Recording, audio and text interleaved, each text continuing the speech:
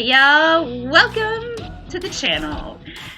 Uh, if this is your first time visiting, I'm Jess, and this is your home for horror hyperfixations, hopefully relatable late diagnosed autistic and adoptee content, and vlog content about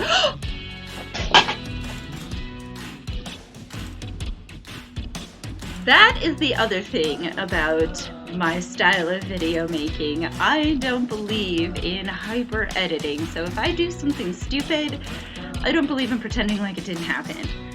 Anyway, moving on, and vlog content about my journey as a self-taught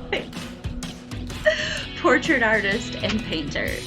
I've come to the realization recently, I came to this realization quite some time ago. I have accepted this fact recently that my mental health is probably going to be a pretty permanent barrier to the kinds of content that I want to make, at least as far as producing it on a consistent basis. I'm so burnt out all of the time. Just the energy it takes to exist in 2023.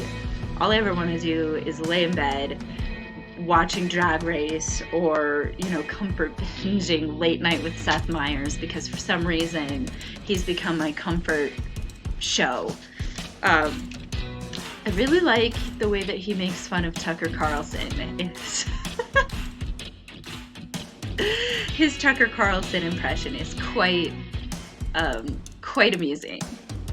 Anyway, it takes a lot to motivate me these days, but thankfully, I think I've found that, that deep down,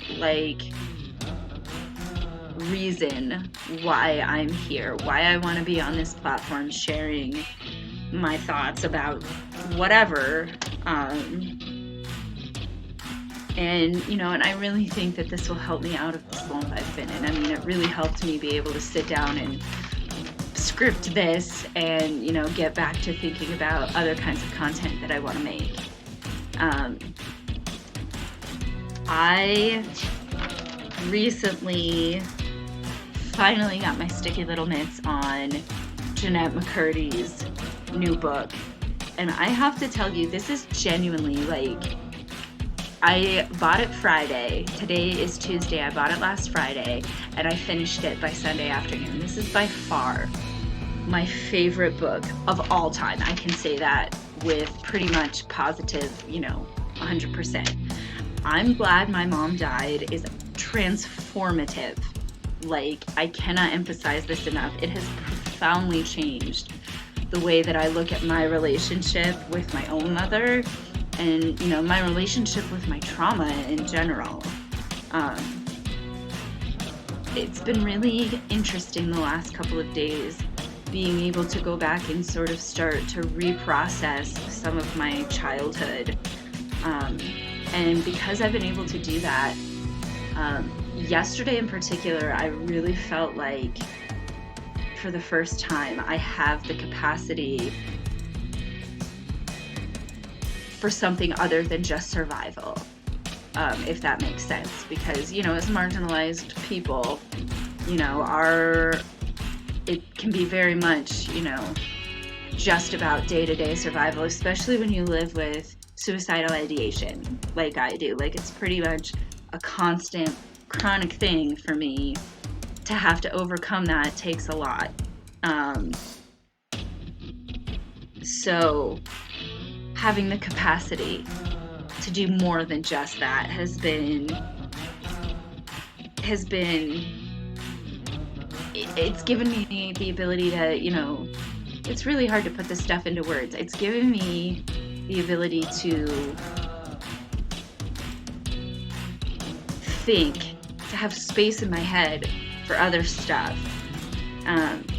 And so when I really thought about it, what I really want to get out of this platform is, and really all I've ever wanted, out of social media in general, is to have a community that means something to be a part of, where you don't just exist and it's not a toxic parasocial thing. It's a good thing. It's a comforting thing. It's somewhere where we go to share our enjoyment, etc., that kind of thing.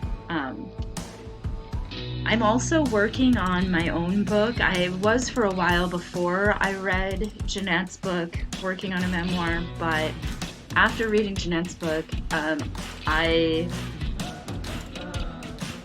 realized the direction I wanted to take this book in. It's an account of what it was like growing up as an adoptee with an adoptive parent who had their own unaddressed mental health conditions. One of the most detrimental parts of growing up like that has been my inability to form healthy attachments. It's only been really within the last couple of years that I've been able to have healthy relationships that don't involve enmeshed boundaries or one person giving more than they're capable of giving. And one of the easiest ways for me to relate to people is through sharing stories or, writing blogs. And honestly, I really just enjoy the process of creating something, of the process of something going from script to screen to editing. I don't even do that much editing on my videos because it's mostly vlog content. But even that part, when I do it, is, it's fun to me even when it requires work. So I'm really hoping that this newfound space in my head can be better put to use overcoming the executive dysfunction that usually gets in the way of me editing my videos properly or on time or whatever.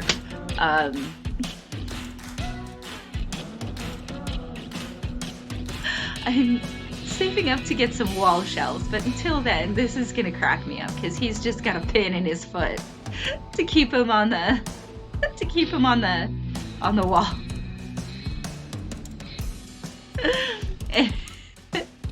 And he looks freaking goofy. But anyway, and there's the other thing that was getting in the way of content creation, and I don't really like to talk about it, especially on this platform, but it needs to be addressed, and that's the massive amounts of hate that I experience on social media because of the high standards I have for my friends and the people in my space and my refusal to compromise on them. If you are somebody who is telling me flat out that you're refusing to accommodate my CPTSD, which is a disability, and your excuse is that you're disabled too, we're not going to be able to share space. And not being able to share space somehow means I shouldn't have a voice in the community. And that's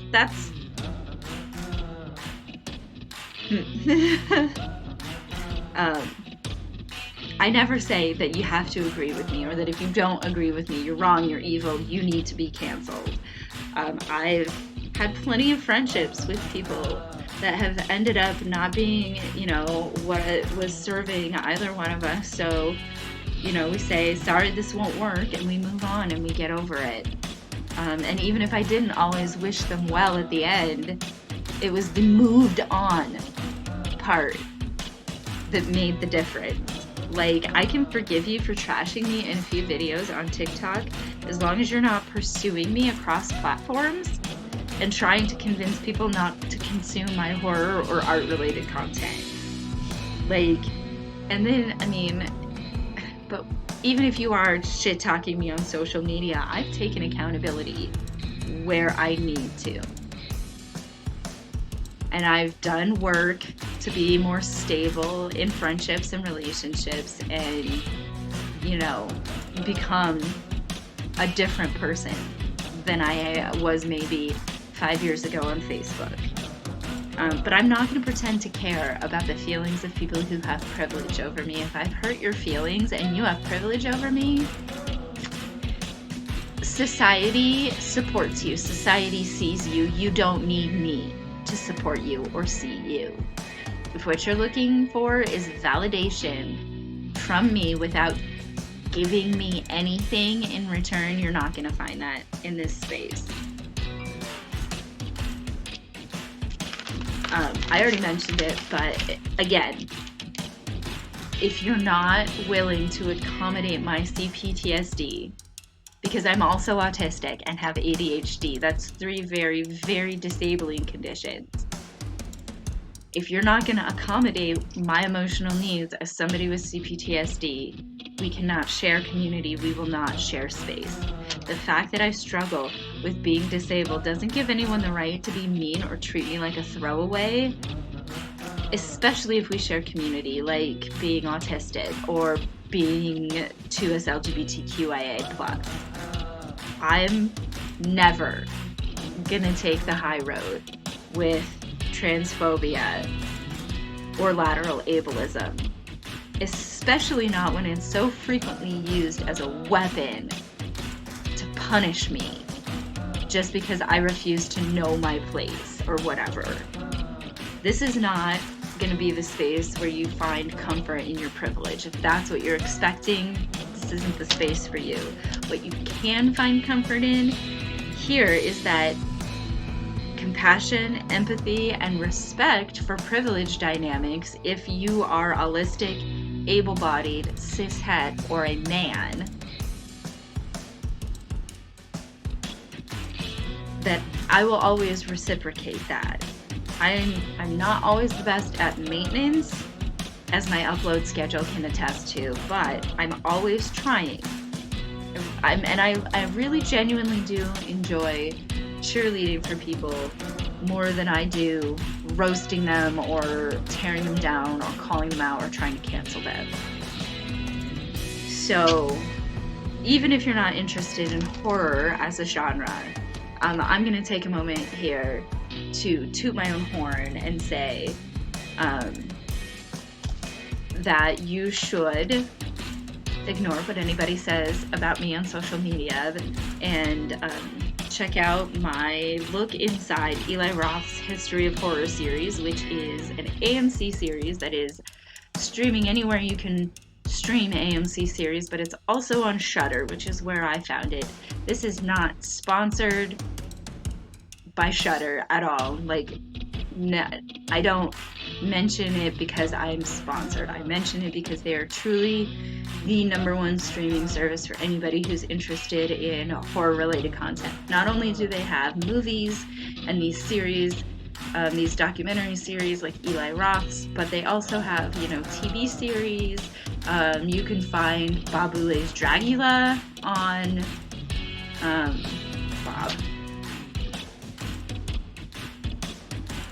the Boulet Brothers Dragula and At the Drive-In, which is like a Mystery Science Theater type series with Jim Bob.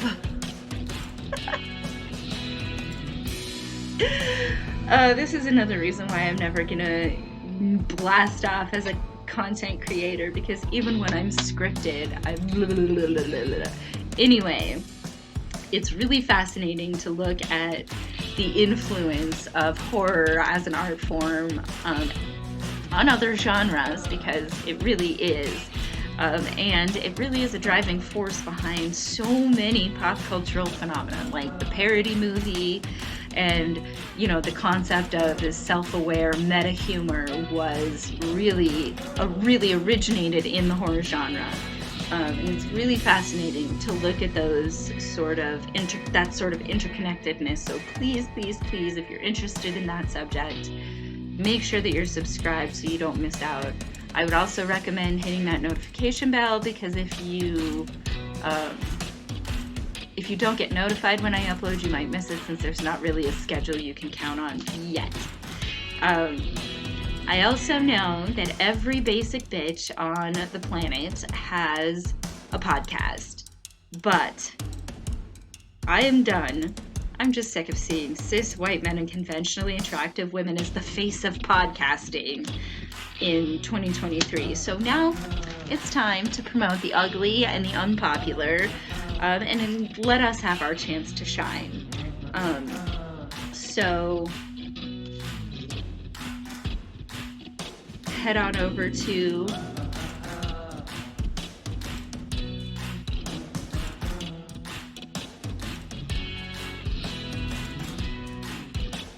my roommate is supposed to be coming home after taking our son to therapy.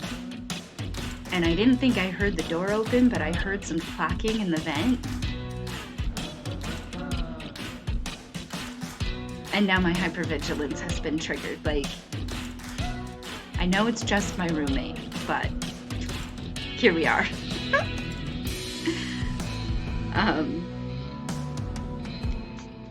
Head on over to anchor.fm/The Unpopular Opinionist, your podcast home for unpopular opinions that I'm just done. I'm done getting harassed on TikTok because people can't handle my opinion. So this is where you're going to want to go for those kinds of opinions that are valid and worth promoting, but are better suited for a platform where I can't just be mass reported into silence. So once again, anchor.fm/The Unpopular Opinionist. You can subscribe there. You can listen anywhere you can find podcasts. I know for sure it's on Spotify, Pandora, and Apple Music. So even if you don't want to subscribe, you can at least listen there. The next episode I'm going to try to get out early next week. So if you are interested in hearing me rant about Drag Race and how terrible the new fans are this season, you're definitely going to want to listen to that. That is an opinion that who would have thought that RuPaul's Drag Race would be one of the opinions that would get me dragged all over social media, but here we are. So that is something that we are going to talk about on the podcast next week. I just want to say before I get out of here that I'm really, really grateful to people who've been watching me either from the beginning. I started this channel in September of 2020 because, the pandemic kind of left me feeling directionless, creatively speaking, and I wanted to have a way to find my people. So this is what I came up with. I can promise you that I'm going to put everything into making this a community that is something worthy of being a part of. It's not going to turn into something that we cannot be proud of, no matter what direction the subject matter takes. It's always going to be the kind of community that you can come to if you don't have anywhere else to go, I guess is what I'm saying. I do plan on uploading my video about holiday horror, even though it's an old video, because I think that holiday horror is a fun subject to talk about, and I sort of miss every January, early February. It's really hard for me because the holidays are so wonderful and I love them so much, and I had such a good holiday this year. Like, even though work sucked, it really, really was good this year. So I'm going to make sure that I get that uploaded as well. The next video after that, though, you're going to want to really make sure that you come for, because I'm going to be talking about horror movie sequels and my favorite franchise of all time, which has two of my favorite horror sequels, which is the Scream franchise. And then we're also going to talk about one of my favorite franchises that has some of the worst sequels, and that is the Saw franchise. So we're going to be talking about those sequels, those films, what is different, maybe, about a horror movie sequel to maybe other kinds of sequels, and you know, why, when they work, why they work, and when they're terrible, why they're terrible. So make sure that if you want to hear about that you're hitting the notification bell as well. And then I'm also going to be, my Late Diagnosed and Learning series, going into some detail about this book that I'm writing. The inspiration I got from Jeanette and some of the other places where I've gotten my inspiration from, as far as for this memoir, I guess you can call it, that I want to write about what it's like being an adoptee and what it's like growing up with somebody who doesn't know how to teach you how to manage your mental health, because it really did have a profound effect on who I am as a person and how I manage my own health, for lack of a better term. So I'm hoping that you will find something that resonates, you know, across my series. I think my next series about art is going to be talking about how it feels to know that you're good at what you do, but know that you also don't really have the capacity to do anything with it professionally, and what that feels like, to have to acknowledge that inside, and in my own head and in my own heart. So that's all upcoming. I look forward to seeing you in more videos, and I will see you in the next one.